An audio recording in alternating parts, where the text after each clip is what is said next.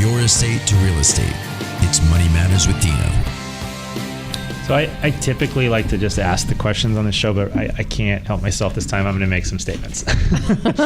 So it's really an issue, and I have such a hard time with our industry, the real estate industry in general, both the real estate agents not being good business people, not knowing how to negotiate, not knowing how to properly take care of their client. But then on the lending side, you got these guys that don't really understand finance and don't take the time to get to know their clients.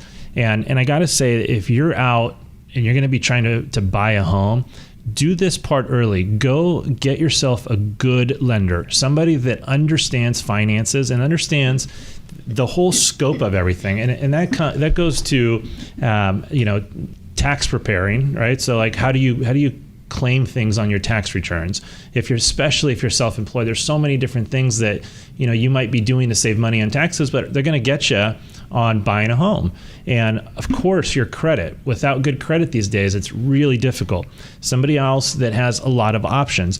I don't want to say anything against the big banks, but a lot of times when you go to a big bank, all they have is their product, and that's it. Somebody like Citywide Home Loans, where I work, we're a correspondent lender. We underwrite everything, we fund everything, but we have several different banks that we sell to.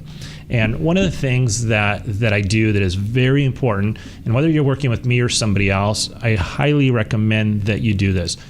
There's a pre-qualification and a pre-approval. Pre-qualification is some guy out there is looking at your tax returns credit report and says, yep, I can get you a loan, no problem. And if he really knows what he's doing, great, no problem, he'll figure it out.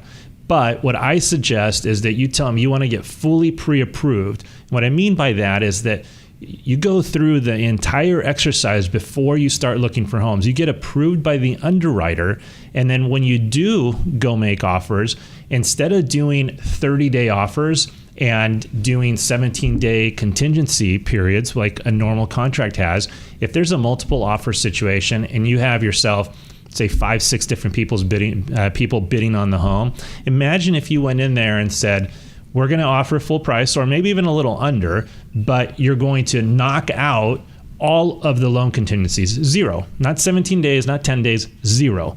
And then on the appraisal contingency, instead of saying 17 days, 7 days or less. If you're working with a good lender, he should have enough control to be able to do it in 7 days or less. And then, don't need to wait 30 days. How about 15 days or less?